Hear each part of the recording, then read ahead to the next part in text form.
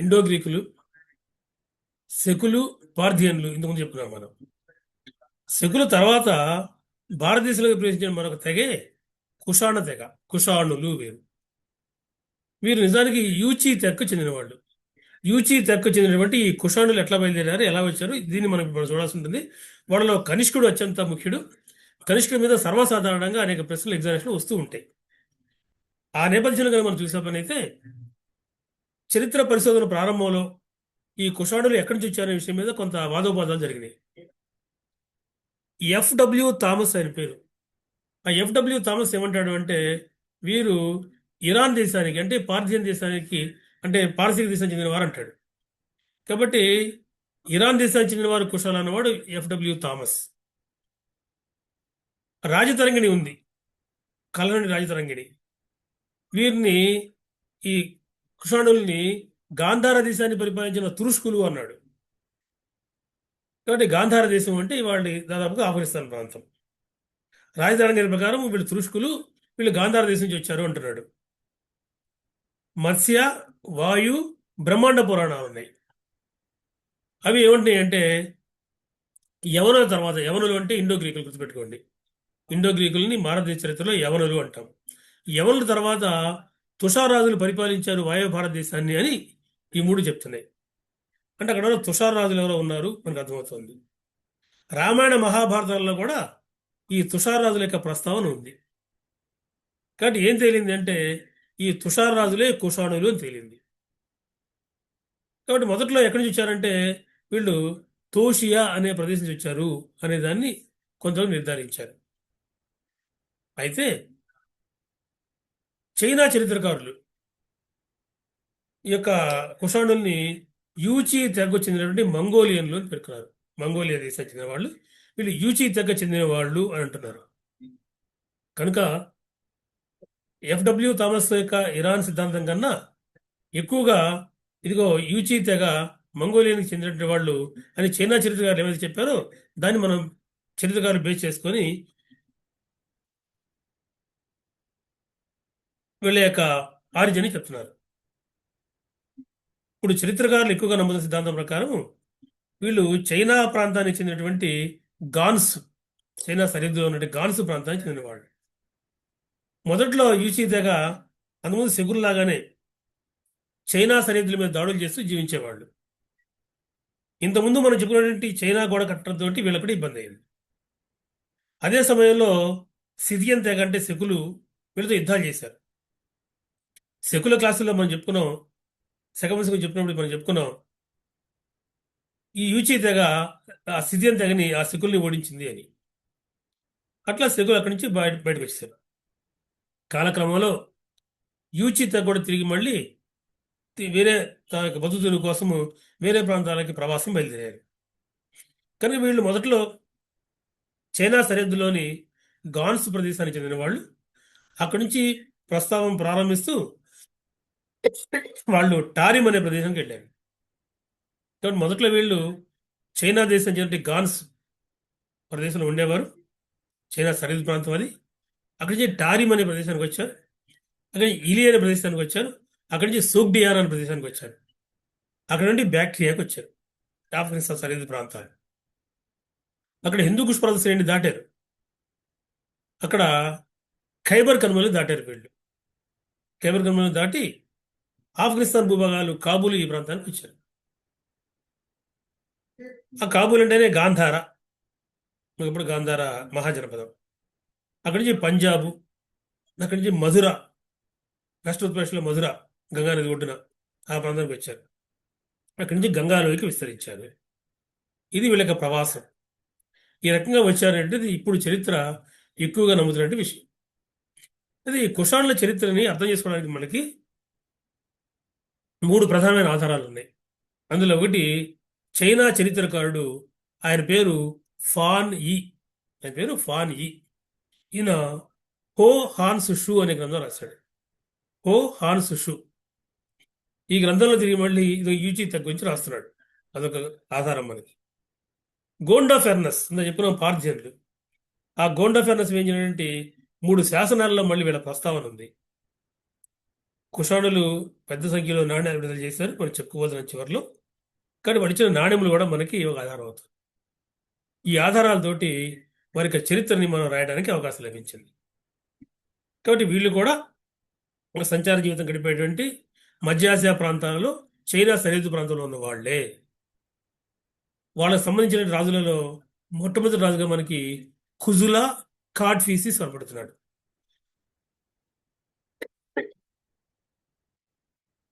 ఖుజులా కాడ్ఫీసిస్ మొట్టమొదటి వాడు. ఈయన్నే మొదటి కాడ్ఫీసిస్ అని కూడా అంటారు. ఈయన రకరకాల నాణ్యాలు వేయించాడు. ఆ నాణ్యాల మీద గౌతమ బుద్ధుని బొమ్మలు కూడా ఉన్నాయి. ఈయన బౌద్ధ మతాన్ని ఆదరించాడు అనేది మనకు అర్థమవుతుంది. ఆ నాణ్యాల మీద ఈయనకి కుమార, మహారాజా, రాజాధిరాజా, దేవపుత్ర అనే బిరుదు కూడా కనబడుతుంది.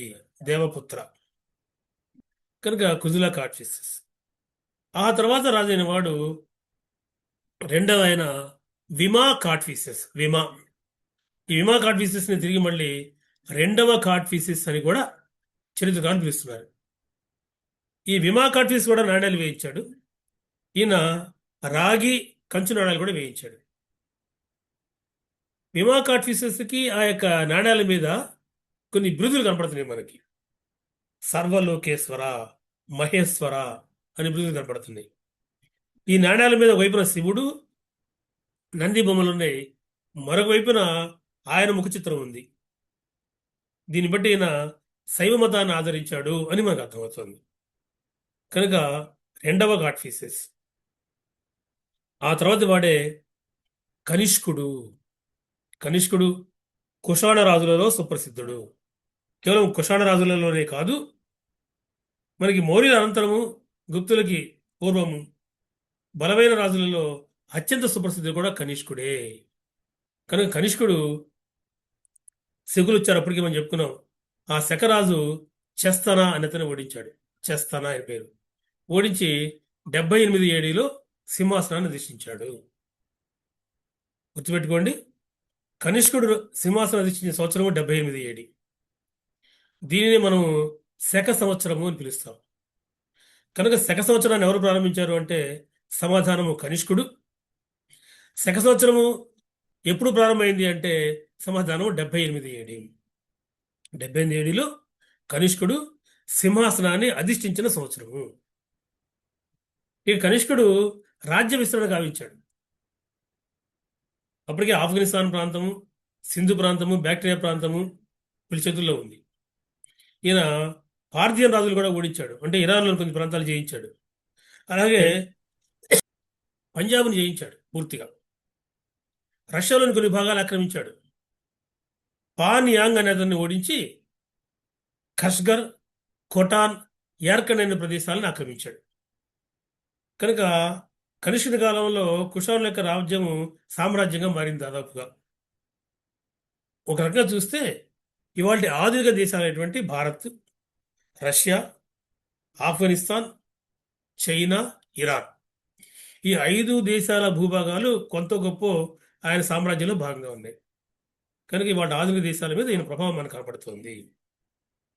ఈయన రాజధాని పురుషపురము. పురుషపురం అంటే నేటి పెషావర్. కాబట్టి కనిష్కుని రాజధాని గురించి కూడా ఎగ్జామినేషన్ చాలాసార్లు అడుగుతున్నాడు. రాజధాని పేరు పురుషపురము. ఇది ఈనాటి పెషావర్. కనిష్కుడు మధురను రెండో రాజధానిగా చేసుకున్నాడు. కనుక రాజ్యం ప్రతిష్ఠించిన రాజులు రెండో రాజధాని ఏర్పాటు చేసుకుంటారు. అందులో భాగంగా మధుర ఈయనకు రెండవ రాజధాని. కనిష్కుడు కాశ్మీర్ని జయించాడు. ఇంతకుముందు చెప్పుకున్నాం. అక్కడ కనిష్కపురం అనే నగరాన్ని కట్టించాడు. కనుక రాజధాని అంటోంది కళని రాజతరంగిణి, కనిష్కుడు కాశ్మీర్ని పరిపాలించాడు అని. కనుక ఈ రకంగా సామ్రాజ్య విస్తరణ జరిగింది. కనిష్కుని రాజ్యము ఒక మహాసామ్రాజ్యంగా మారింది. అంతేకాదు, కనిష్కుడు బౌద్ధ మతాన్ని, ముఖ్యంగా మహాయాన బౌద్ధ మతాన్ని ఆదరించాడు. బౌద్ధ మత చరిత్రలో కనిష్కుడిని రెండవ అశోకుడు అని కీర్తిస్తున్నారంటే ఎంత ఆయన బౌద్ధ మతానికి ఆదరణ ఇచ్చాడో మనకు అర్థమవుతుంది. ఈయన ఆస్థానంలోనే వసుమిత్రుడు, అశ్వఘోషుడు కూడా ఉన్నారు. అంతేకాదు, ఆచార్య నాగార్జునుడు కూడా ఆంధ్ర ప్రాంతం నుంచి కనిష్కుడు నిర్వహించినటువంటి నాలుగవ బౌద్ధ సంగీతికి హాజరయ్యాడు. అశ్వఘోషుడు గొప్ప బౌద్ధ మత అభిమాని, బౌద్ధ మతాన్ని పెద్ద ఎత్తున ప్రచారం చేశాడు. ఈయన బుద్ధ చరిత, సౌందర్యానందము, శారీపుత్ర ప్రకరణము, సూత్రాలంకార అనే గ్రంథాలు రచించాడు. ఎగ్జామినేషన్ అశ్వఘోషుడి గురించి ప్రశ్నలు వస్తూ ఉంటాయి కనుక అశ్వఘోషుడు అనే పుస్తకాల పేర్లు గుర్తుపెట్టుకోండి. 1 బుద్ధ చరిత, 2 సౌందర్యానందము, 3 సౌరీపుత్ర ప్రకరణము, 4 సూత్రాలంకార. అయితే కనిష్కుడు 4వ బౌద్ధ సంగీతం నిర్వహించడం, అశ్వఘోషుడిని వసుమిత్రుడిని ఆదరించడం ఆయన ఆస్థానంలో ఉండటం నిజమైనప్పటికీ ఆయన కేవలము బౌద్ధ మతాన్ని మాత్రమే కాదు, శివుణ్ణి ఆరాధించాడు, శైవ మతాన్ని ఆరాధించాడు. అంతేకాదు అనేక మంది ఇతర గ్రీకు దేవతలను కూడా ఆయన ఆరాధించాడు. హీలియస్, సెలిని, హెరాకిల్స్, ఆది, మిత్రో, రోమన్ అనే దేవతలను కూడా ఈయన ఆదరించాడు. కానీ అనేక కనిష్కుడు గాంధార శిలప్రీతిని, మధురా శిలప్రీతిని రెంటినీ పోషించాడు. తర్వాత క్లాసులో మనం గాంధార శిలప్రీతి, మధురా శిలప్రీతి వాటి విశేషాలు చెప్పుకోబోతున్నాం. అప్పుడు మీకు డీటెయిల్గా దాని గురించి తెలియజేస్తాను. ఎగ్జామినేషన్లో చాలా ముఖ్యమైన అంశం కూడా అది. అంతేకాదు కనిష్కుడు పురుషపురంలో తన రాజధానిలో గౌతమ బుద్ధుని యొక్క ధాతువు మీద 400 అడుగుల చెక్క స్తూపాన్ని నిర్మించాడు. స్తూపాన్ని మీకు తెలిసి చెప్పాను నేను. 400 అడుగులతో ఒక చెక్క స్తూపాన్ని పురుషపురంలో బుద్ధుని యొక్క అస్థిగా సంపాదించి అక్కడ ఏర్పాటు చేసిన వాడు తిరిగి మళ్ళీ కనిష్కుడు. తక్షశిలలో అయిన సిరిసుఖి అనే నూతన నగరాన్ని కూడా నిర్మించాడు. ఆ నూతన నగరం లోపల అనేక బౌద్ధ ఆరామాలు, దేవాలయాలు ఉన్నాయి. కాబట్టి కనిష్కుడు అందువల్లే మనము 2వ అశోకుడు అంటున్నాం. కనిష్కుని శాసనాలు తిరిగి మళ్ళీ అలహాబాదు, షోరాబు, మధుర, భగత్పూర్, రావల్పిండి ఈ ప్రాంతాల్లో లభించాయి. వీటి నుంచి మనకు అర్థమవుతోంది కనిష్కునికి మహారాజాధిరాజా, దేవపుత్ర అనే బిరుదులు ఉన్నాయి. గుర్తుపెట్టుకోండి, Devaputra, Sons of the God అనే బిరుదు కేవలము కనిష్కుడికి మాత్రమే కాదు, కుషాణ రాజులు ధరించారు.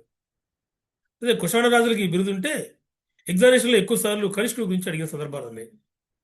దేవపుత్ర అనే రాజు దేవపుత్ర అనే బిరుదు ఎవరికి ఉంది? ఈ కింది వారిలో కనిష్కుడు. గుర్తుపెట్టుకోండి, కనుక కనిష్కుడు. ఇక కనిష్కుడు తర్వాత రాజు అయిన వాడు హువిష్కుడు. హువిష్కుడి నాణ్యాలు కూడా మళ్ళీ బయటపడ్డాయి మనకి. ఆయన నాణ్యాలు కుమారస్వామి బొమ్మతో లభించాయి. కార్తికేయ బొమ్మ, కార్తికేయుడు అంటే కుమారస్వామి. కానీ కుమారస్వామి నాణ్యాలు లభించినటువంటి వాడు కుమారస్వామి కనుక కుమారస్వామి బొమ్మలతో నాణ్యాలు వేయించినటువంటి కుషాణరాజు హువిష్కుడు. ఈయన జీవక మతము అనేటువంటి ఒక ప్రాంతీయ మతాన్ని ఆదరించాడు హువిష్కుడు. ఇక కుషాణులు తర్వాత రోజుల్లో ఉండే కొద్ది బలహీనపడతాం సహజం, బలహీనపడుతున్నారు. అలా బలహీనపడుతున్నప్పుడు కుషాణుల్లోని చిట్ట చివరి వాడు వాసుదేవుడు. పేరులో ఉన్నట్టుగానే వాసుదేవుడు విష్ణుభక్తుడు. ఈ నాణ్యాల మీద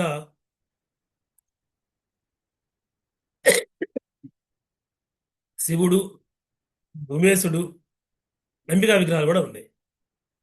ఇక వాసుదేవ తర్వాత కుషాణులు తమ ప్రాబల్యాన్ని కోల్పోతూ ఉంటారు.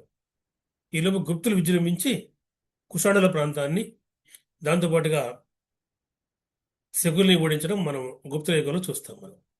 కనుక విదేశీ దండయాత్రలో 4వది ఇది.